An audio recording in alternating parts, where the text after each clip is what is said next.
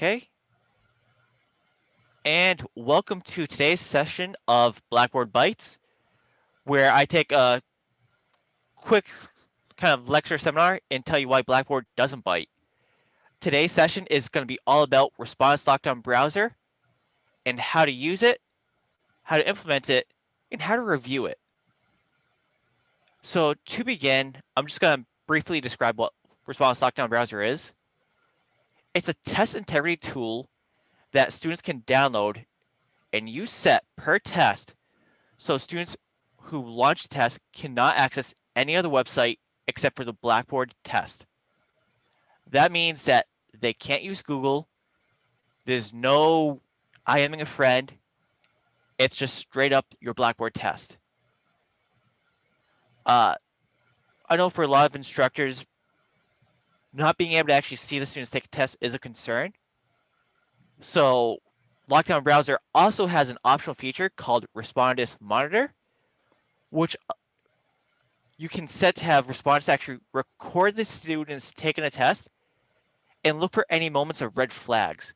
That is, if they look away from the screen, if they pull out a phone, or if they seem to talk to somebody off in the background. It's a fantastic proctoring tool that doesn't require you to actually be face-to-face with the students.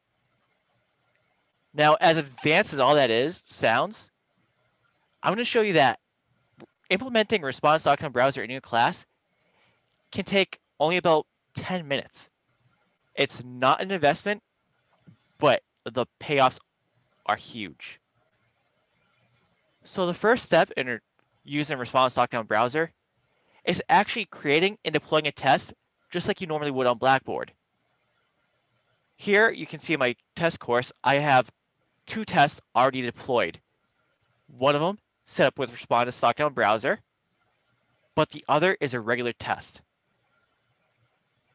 If I wanted to make this regular test use Lockdown Browser, all I have to do is go down to the control panel, course tools, and Respondus Lockdown Browser.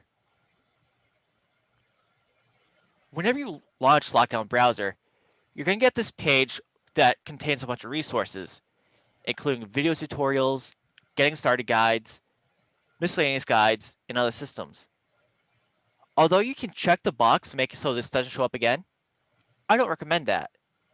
I actually think these are super useful, so if you ever have any questions, you can feel free to consult those, and then of course, reach out to the help desk for any further assistance. So to continue on with using Lockdown Browser, I'm going to click this kind of orange-brown button down here that says Continue to Lockdown Browser. This page shows every test that's been deployed in your course and tells you if they require Lockdown Browser, and if so, if you selected to use proctoring. Here you can see the test 1 I deployed requires Lockdown Browser and also requires the proctoring through Respondus Monitor. However, this practice test does not require either of those. To change that, I'm going to click this arrow to the left of the name and select Settings. Here, I'm going to select Require Respondus Lockdown Browser, and then we get to the kind of optional pre-test setup. If you want, you can add a password to the exam, but I'm going to skip that. Because Respondus Lockdown Browser will actually create a password that only works within the special browser, this password is kind of redundant. You also have advanced settings, such as locking students into the browser until the exam is completed, which means once students take the test, once they begin, they cannot close the lockdown browser. Once they're in until they're done. Personally, I kind of like that option, so I'm going to select that. These following options are super important because you don't know what type of device your students are going to be using. That is, some students might select to take the test on their iPad, and others will probably be using a Chromebook. Chromebooks now take up 25% of the marketplace amongst business and academia, which means chances are you're going to have at least a couple students on a Chromebook taking this test. Definitely select this option just to ensure that they're able to have a smooth experience. You can also allow specific external web domains, such as Wikipedia or even Zoom, if you want students to somehow connect and like be part of a Zoom meeting while taking the test. That's for really advanced cases. So for the most part, I kind of leave that unchecked. Lastly, you can enable calculators or printing, but your mileage may vary. If you're just like an English course or even basic bio, you may not need the calculator. So you can leave those unchecked. However, if you do think you're going to need the calculator, definitely check the box and select if you want standard or scientific. Lastly, we have the proctoring. I mentioned already that Respondus offers something called Respondus Monitor. And what that does is that it's an add-on feature for the browser that uses a student's webcams to record them as they take a test. It's important to note if you use Respondus Monitor, students are required to have a webcam to take the test. So it's important that if you use this, put it in your syllabus, put it in your information page, just do whatever you can to let students know ahead of time they need a webcam. Treat it like a course requirement, just like you would a textbook. Okay, I'm going to continue to Respondus Monitor. And we're going to go over to show you what some of the features that it offers are. Additional instructions tell students what to expect when taking the test.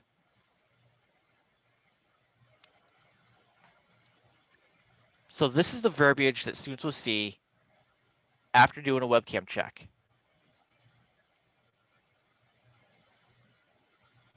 You can see that Lockdown Browser actually provides students with recommendations of what to do while taking the test. I know students get a little bit flustered if they don't know what to expect, so this is always a good option to leave checked just by default. Same thing with guidelines and tips. These are all suggestions that students can follow to minimize the risk of seeming like they're cheating. For the most part, you would think that they're pretty common sense, but again, the more information students have, the less panicked they're going to be, and the better off you're going to be.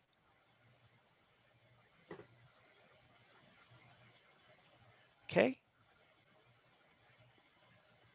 So, student photo. This is an option that you can set so students are required to take a photo before they can take a test. That means that you can see a picture of the student and confirm that, yes, it's actually going to be Bob Smith taking the test and not another person that he's paying to take it for him. Because I'm on Zoom, it's not giving you the preview, but in these boxes, you would actually see my own video there. So I'm going to close this. I always see that option checked just for the added security. Another option I have checked is Show ID.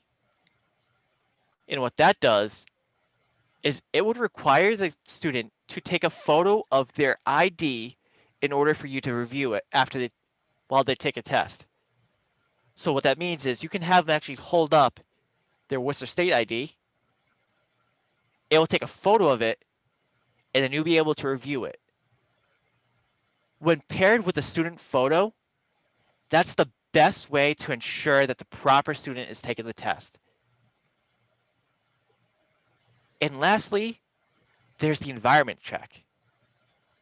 This is an awesome tool that actually records a video of the students moving the camera and panning it around the room. If the environment check is performed correctly, you'll be able to see if the student has any photos, printouts, documents, cell phones, what have you, in the direct proximity of their laptop. If you want to make sure students aren't using notes, have them perform an environment check before they take the test, and then that's going to really kind of put your mind at ease. Okay.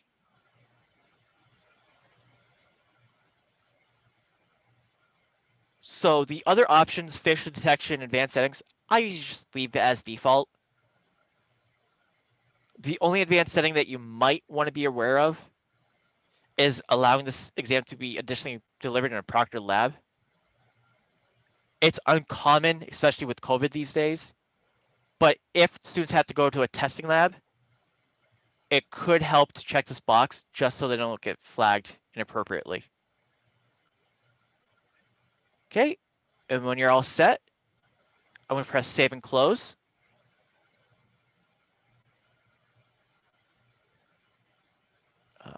Password recipe. I'm going to leave that on check actually. Save and close. So now we can see that the practice test, which before was just a regular test, is now our lockdown browser test. But this kind of raises the question, how can you be sure that it's going to require a lockdown browser? And if so, what are the students going to see when they take the test? So for that, I'm going to minimize my browser, and I'm going to launch Lockdown Browser myself.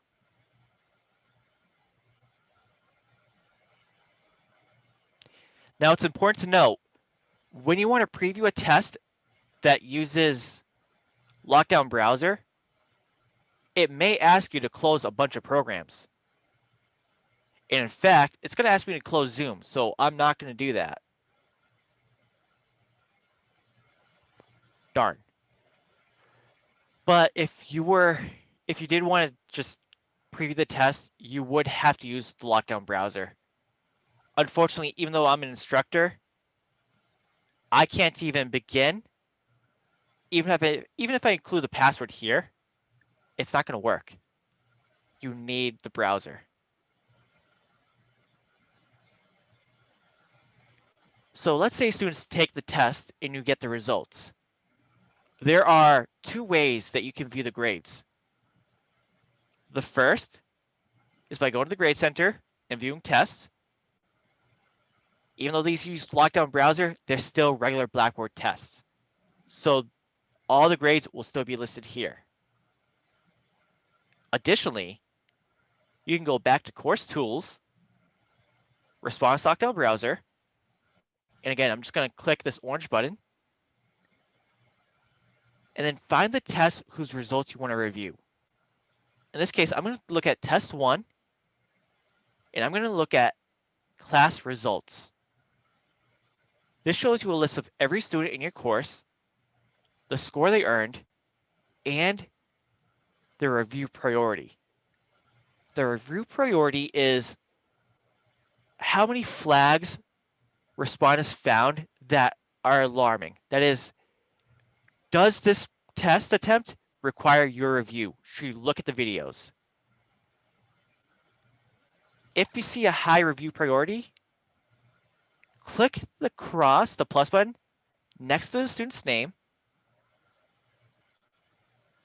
You can see the flag, and then review all the preview stuff that they sent in.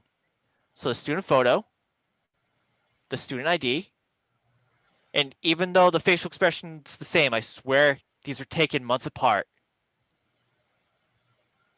You also have the environment video.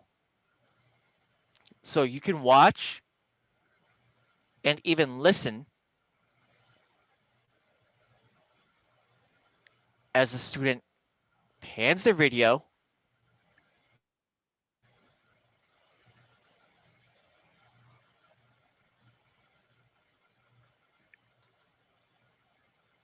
so if they have pets or anything like that, they might show you them, just say, if I look off screen, it's probably because of the pet.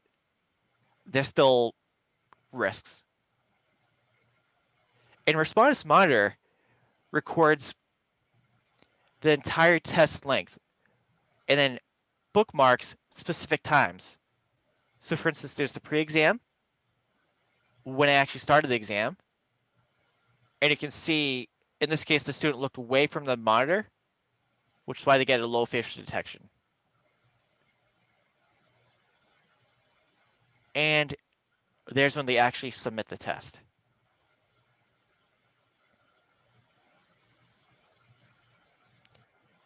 So if you wanted more information about what the flags are and what the priority for review means, clicking more details brings you to this helpful page that goes into it with a little bit more detail. But overall, the main point I want to stress is that Response Lockdown Browser is easy. If you're thinking about giving an online test, I highly encourage using Response Lockdown Browser, but just make sure that you do two things. You tell students they're going to need a webcam, and you provide them with the download link. They should already have access to it under Student Central, but it's better to play it safe. So that's really all I have about today's subject. Do you have any questions? I don't.